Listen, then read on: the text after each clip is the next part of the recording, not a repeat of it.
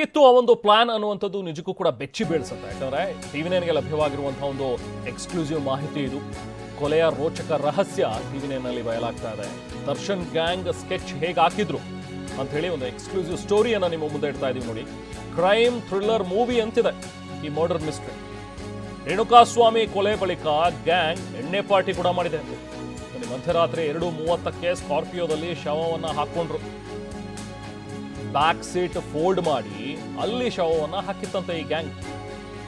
ನಂತರ ಶೆಡ್ನಿಂದ ಶವವನ್ನ ನೇರವಾಗಿ ಕಾಮಾಕ್ಷಿ ಪಾಳ್ಯ ಮೋರಿಗೆ ತೆಗೆದುಕೊಂಡು ಬಂದು ಮಧ್ಯರಾತ್ರಿ 3-4 ಸುಮಾರಿಗೆ, ಹೆಚ್ಚು ಕಮ್ಮಿ ಒಂದು 3 ಗಂಟೆ ಆಗಿತ್ತು ಆಗ, ಆ ಟೈಮಲ್ಲಿ ಎಸೆದಿದ್ದಾರಂತೆ. 5-6 ನಿಮಿಷದಲ್ಲೇ ಶವವನ್ನ ಮೋರಿಗೆ ಎಸೆದು ಅಲ್ಲಿಂದ ಎಸ್ಕೇಪ್ ಆಗಿದ್ದಾರೆ ಇವರು. ಶವ ತಂದ ದಾರಿಯಲ್ಲೇ ಮತ್ತೆ ದರ್ಶನ್ ಗ್ಯಾಂಗ್ ರಿಟರ್ನ್ ಆಗಿದೆ. ಇದಿಷ್ಟು ಕೊಲೆ ಮಾಡಿದ ನಂತರದ ಒಂದು ಬೆಳವಣಿಗೆಗಳು. ಯಾವಾಗ ಆತ ಸತ್ತಿದ್ದಾನೆ ಅಂತ ಹೇಳಿ ಗೊತ್ತಾಯ್ತೋ ಇವ್ರಿಗೆ, ಆಗ ಎಣ್ಣೆ ಪಾರ್ಟಿ ಬೇರೆ ಮಾಡೋರಂತಿವರು. ಆ ಎಣ್ಣೆ ಹೊಡೆದಂಥ ಮತ್ತಿನಲ್ಲಿ ಏನು ಮಾಡೋದು ಹಾಗಾದರೆ ಶವವನ್ನು ಅಂಥೇಳಿ ಯೋಚಿಸಿದ್ದಾರೆ ಎಲ್ಲರೂ ಕೂಡ. ಮೊದಲು ಶರಾಡಿ ಘಾಟಿಗೆ ಎಸ್ದು ಬಿಡೋಣವಾ ಅಥವಾ ತಮಿಳುನಾಡು ಆ ಕಡೆ ಏನಾದರೂ ತಗೊಂಡು ಹೋಗಿ ಎಸೆಯೋಣವಾ ಅಂತಲೂ ಕೂಡ ಯೋಚಿಸಿದಾರಂತೆ. ಬೆಳಿಗ್ಗೆ 8 ಗಂಟೆಗೆ ಕಾಮಾಕ್ಷಿಪಾಳ್ಯ ಪೊಲೀಸ್ ಠಾಣೆಗೆ ಒಂದು ಫೋನ್ ಬರುತ್ತೆ. ಚರಂಡಿಲಿ ಶವ ಬಿದ್ದಿದೆ, ಯಾವುದೋ ಒಂದು ಮೃತದೇಹ ಇದೆ ಅಂತೇಳಿ ಫೋನ್ ಬರುತ್ತೆ. ಆಗ ಸ್ಥಳಕ್ಕೆ ಹೋಗಿ ಪರಿಶೀಲನೆ ಮಾಡಿದಾಗ ಒಂದು ಶವ ಪತ್ತೆಯಾಗಿದೆ. ಇದು ಯಾರ್ದು ಅಂತ ಹೇಳಿ ಗೊತ್ತಾಗೋದಿಲ್ಲ, ಬಟ್ ಎಲ್ಲೋ ಬೇರೆ ಕಡೆ ಕೊಲೆ ಮಾಡಿ ಇಲ್ಲಿ ತಗೊಂಡು ಬಂದು ಬಿಸಾಕಿದ್ದಾರೆ ಅನ್ನುವಂಥದ್ದಂತೂ ಗೊತ್ತಾಗುತ್ತೆ ಪೊಲೀಸರಿಗೆ. ಪ್ರಕರಣ ದಾಖಲಿಸಿಕೊಂಡು ಕಾಮಾಕ್ಷಿಪಾಳ್ಯ ಪೊಲೀಸರು ತನಿಖೆಯನ್ನು ಆರಂಭಿಸ್ತಾರೆ. ನಂತರ CCTVಯನ್ನು ಪರಿಶೀಲಿಸಿ ನೋಡ್ತಾರೆ. ರಾತ್ರಿ ವೇಳೆಯಲ್ಲಿ ಯಾವುದಾದ್ರೂ ಅನುಮಾನಾಸ್ಪದವಾಗಿ ವಾಹನಗಳು ಓಡಾಡಿದ್ಯಾ ಅಂತೇಳಿ. ಆಗ ಒಂದು ಸ್ಕಾರ್ಪಿಯೋ ಓಡಾಡಿರೋದ್ರ ಬಗ್ಗೆ ದೃಶ್ಯ ಸಿಗುತ್ತೆ ಪೊಲೀಸರಿಗೆ. ಇದರ ಆಧಾರದ ಮೇಲೆ ಸ್ಕಾರ್ಪಿಯೋ ದಾಖಲೆಗಳನ್ನು ಪರಿಶೀಲನೆ ಮಾಡ್ತಾರೆ. ಸೊ ಹೀಗೆ ತನಿಖೆಯ ಒಂದು ಹಾದಿ ಸಾಗ್ತಾ ಇತ್ತು. ಅಲ್ಲೂವರೆಗೂ ಕೂಡ ಶವ ಯಾವಾಗ ಸಿಕ್ತು, ಶವ ಪರಿಶೀಲನೆಯನ್ನು ಮಾಡಿದಾಗಲೂ ಕೂಡ ಪೊಲೀಸರಿಗೆ ಇದು ಯಾರ್ದು ಶವ ಅನ್ನುವಂಥದ್ದು ಗೊತ್ತಾಗಿರಲಿಲ್ಲ. ಒಟ್ಟಿನಲ್ಲಿ ನೋಡಿದ ತಕ್ಷಣ ಗೊತ್ತಾಗಿತ್ತು ಇದು ಮರ್ಡರ್ ಅಂಥೇಳಿ. ಜೊತೆಗೆ ಇದನ್ನ ಇಲ್ಲೇ ಮಾಡಿಲ್ಲ, ಬೇರೆ ಕಡೆ ಎಲ್ಲೋ ಮರ್ಡರ್ ಮಾಡಿ ಇಲ್ಲಿ ತಗೊಂಡು ಬಂದು ಎಸೆದಿದ್ದಾರೆ ಅನ್ನುವಂಥದ್ದು ಕೂಡ ಪೊಲೀಸರಿಗೆ ಗೊತ್ತಾಗಿತ್ತು. ನಂತರ ಆ ಶವದ ಪರಿಶೀಲನೆಯನ್ನು ಮಾಡಿದಾಗ ID ಕಾರ್ಡ್ ಎಲ್ಲವೂ ಕೂಡ ಸಿಕ್ಕಾಗ ಗೊತ್ತಾಗಿದ್ದು ಇದು ರೇಣುಕಾಸ್ವಾಮಿ ಅನ್ನೋಂಥರ ಶವ ಅಂತೇಳಿ. ಅದಾದ ನಂತರ ಮಾರನೇ ದಿನ ರಾಘವೇಂದ್ರ, ಕಾರ್ತಿಕ್ ಸೇರಿದಂತೆ 5 ಜನ ಬಂದು ಸರೆಂಡರ್ ಆಗ್ತಾರೆ. ನಾವೇ ಕೊಲೆ ಮಾಡಿದ್ವಿ, ನಾವೇ ಆ ಶವವನ್ನು ಅಲ್ಲಿ ಹಾಕಿದ್ದೀವಿ ಅಂತೇಳಿ ತಪ್ಪೊಪ್ಕೊಳ್ತಾರೆ ಬಂದು.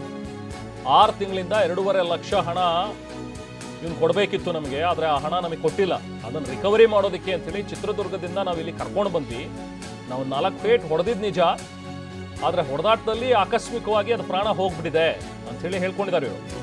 ಅದಾದ ನಂತರ ಸರೆಂಡರ್ ಆದವರಿಂದ ಕೊಲೆಯಾದವನ ಬಗ್ಗೆ ಮಾಹಿತಿ ಪಡ್ಕೊಳ್ತಾರೆ ಪೊಲೀಸರು. ರೇಣುಕಾಸ್ವಾಮಿ ಯಾರು, ಎಲ್ಲಿರೋನು, ಎತ್ತ ಎಲ್ಲ ವಿಚಾರಗಳನ್ನು ಪೊಲೀಸರು ತಿಳ್ಕೊತಾರೆ.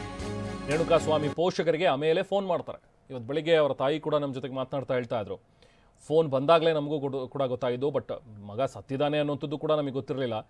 ಬೆಂಗಳೂರಿಂದ ಪೊಲೀಸರು ಮಾತಾಡ್ತಿದ್ದೀವಿ ಅಂತ ಹೇಳಿದ್ರು, ನಿಮ್ಮ ಮಗನ ಬಗ್ಗೆ ಒಂದು ಸ್ವಲ್ಪ ಮಾತಾಡಬೇಕು ಬನ್ನಿ ಅಂತ ಹೇಳಿ ಕರೆದ್ರು.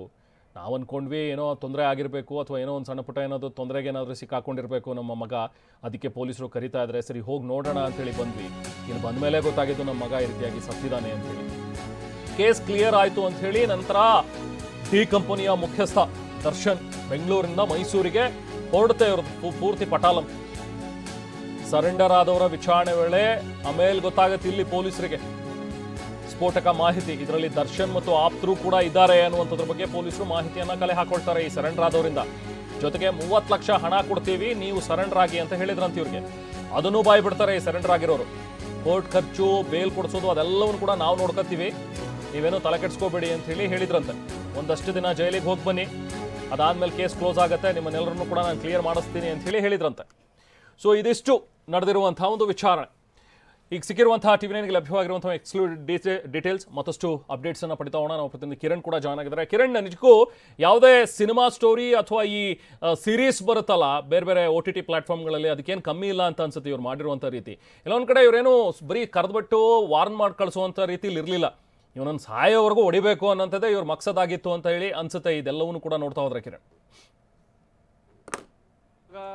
ದರ್ಶನ್ ಅವನ ರೇಣುಕಾ ಸ್ವಾಮಿಗೆ ಹೊಡಿತಾನೋ, ನಂತರ ಹೊಡೆದ ಅಲ್ಲಿಂದ ಜಾಗ ಖಾಲಿ ಮಾಡ್ತಾರೋ, ನಂತರ ಅಲ್ಲಿದ್ದಂಥ ನಾಗರಾಜ್ ಇರ್ಬೋದು, ಕಾರ್ತಿಕ್ ಇರ್ಬೋದು, ಅವ್ರಿಗೆ ಮತ್ತೆ ಏಕಾಏಕಿ ಮತ್ತೆ ಜಾಸ್ತಿ ಹೊಡೆಯೋಕ್ಕೆ ಶುರು ಮಾಡ್ತಾರೆ. ಸುಮಾರು ಒಂದು ಅರ್ಧ ಮುಕ್ಕಾಲು ಗಂಟೆ ಹೊಡೆದಾಗ 6:40-45ಕ್ಕೆ ಆತನ ಪ್ರಾಣ ಹೋಗುತ್ತೆ ಸಂಜೆ. ನಂತರ ಅದಕ್ಕೆ ಸಂಬಂಧಪಟ್ಟಂತೆ ಕಮ್ಯುನಿಕೇಟ್ ದರ್ಶನ್ಗೂ ಕೂಡ ಮಾಡ್ತಾರೆ.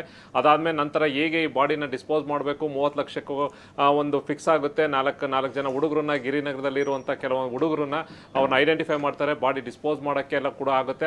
ಅದರದಂತೆ ರಾತ್ರಿ ಎಲ್ಲ ಬಾಡಿನ, ಯಾಕೆಂದರೆ ಒಂದು ಸ್ವಲ್ಪ ಕತ್ಲಾಗಲಿ ಅಂತ ಅರ್ಲಿ ಮಾರ್ನಿಂಗ್ ಸುಮಾರು ಒಂದು 2-2:30ಗೆ ಸ್ಕಾರ್ಪಿಯೋ ವೆಹಿಕಲ್ನ ಹಾಕ್ಕೊಂಡು ಶೆಡ್ಡಿಂದ ನೇರವಾಗಿ ಕಾಮಾಕ್ಷಿ ಪಾಳ್ಯದಲ್ಲಿ ಮೋರಿಗೆ, ಯಾಕೆಂದರೆ ಅವರ ಪ್ಲ್ಯಾನು ಫಸ್ಟ್ ಇದ್ದಿದ್ದು ಶಿರಾಡಿ ಘಾಟ್ಗೆ ಹಾಕೋಣ, ಇಲ್ಲ ತಮಿಳ್ನಾಡಿಗೆ ಹೋಗಿ ಹಾಕೋಣ, ಅಥವಾ ಆಂಧ್ರ ಬಾರ್ಡ್ರಿಗೆಲ್ಲ ಹಾಕ್ಬಿಡೋಣ, ಗೊತ್ತಾಗಲ್ಲ ಅಂತ. ಆದರೆ ಇಲ್ಲಿಂದ ಅಲ್ಲಿ ಹೋಗೋಕ್ಕೆ ಟೋಲು ಅಲ್ಲಿ ಇಲ್ಲಿ ಮತ್ತೆ ಬಾಡಿ ತೊಗೊಂಡೋಗೋದು ಭಾಳ ರಿಸ್ಕ್ ಆಗುತ್ತೆ. ಹಾಗಾಗಿ ಇಲ್ಲೇ ಡಂಪ್ ಮಾಡಿಬಿಡೋಣ ಅಂತ ಪ್ಲ್ಯಾನ್ ಮಾಡ್ಕೊಂಡಂಥ ಏನು ಈ ಒಂದು ಟೀಮು, ಅಂದರೆ ಡಿಸ್ಪೋಸ್ ಮಾಡೋಕ್ಕೆ ಅಂತ ಬಂದಂಥ ಟೀಮು, 30 ಲಕ್ಷಕ್ಕೆ ಸುಪಾರಿ ತೊಗೊಂಡಂಥ ಟೀಮು, ನಂತರ ಇಲ್ಲಿ ಕಾಮಾಕ್ಷಿ ಪಾಳ್ಯ ಮೋರಿಗೆ ಹಾಕೋಣ ಅಂತ ಪ್ಲ್ಯಾನ್ ಮಾಡ್ಕೊಂಡು ತೊಗೊಬಂದು ಡಂಪ್ ಮಾಡಿಬಿಟ್ಟು ಇಲ್ಲಿಂದ ಎಸ್ಕೇಪ್ ಆಗ್ತಾರೆ.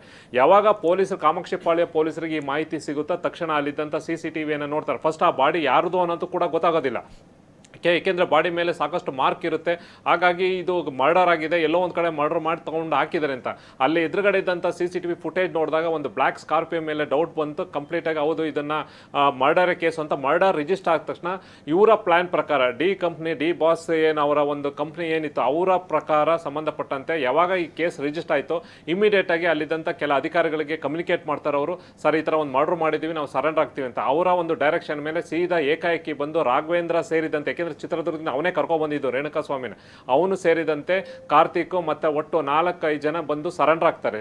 ಆದರೆ ಇವರ ಒಂದು ಸ್ಟೇಟ್ಮೆಂಟು, ಇವರ ಹೇಳೋದು 2 ಲಕ್ಷ ರೂಪಾಯಿ ಸಾಲ ತೊಗೊಂಡಿದ್ದ ಈ ರೇಣುಕಾ ಸ್ವಾಮಿ 6 ತಿಂಗಳಿಂದ ನಮ್ಮ ಕೈಗೆ ಸಿಗ್ತಾ ಇರಲಿಲ್ಲ, ಮೊಬೈಲ್ ಬೇರೆ ಸ್ವಿಚ್ ಆಫ್ ಮಾಡ್ಕೊಂಡಿದ್ದ, ನಾವು ಎಷ್ಟು ಹೋದ್ರೂ ಮನೇಲೂ ಸಿಗ್ತಾ ಇರಲಿಲ್ಲ. ಹಾಗಾಗಿ ಇವಾಗ ಅವ್ನು ಸಿಗ್ತಾ ಎಳ್ಕೊ ಬಂದ್ವಿ ನಾವು ಬೆಂಗಳೂರಿಗೆ, ಇಲ್ಲಿ ಏನೋ ಒಂದು ಮಾತುಕತೆ ಮಾಡಿ ಹೊಡೆದಾಟ ಮಾಡ್ಬೇಕು, ರಿಕವರಿ ಮಾಡ್ಬೇಕಾದ್ರೆ ಸತ್ತೋಗ್ಬಿಟ್ಟ ಈ ಶೆಡ್ಡಲ್ಲಿ ಅಂತ ಇವರು ಹೇಳ್ತಾರೆ.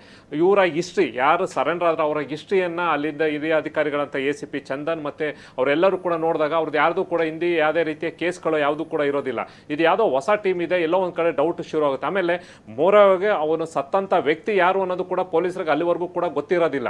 ಆವಾಗ ಇವರು ಬಾಯಿ ಬಿಟ್ಟ ಮೇಲೆ, ಇವರು ಸರೆಂಡರ್ ಆದವ್ರು ಬಾಯಿ ಬಿಟ್ಟ ಮೇಲೆ ಗೊತ್ತಾಗೋದು ಆತ ರೇಣುಕಾ ಸ್ವಾಮಿ ಅಂತ, ಚಿತ್ರದುರ್ಗದವನು ಅಂತ.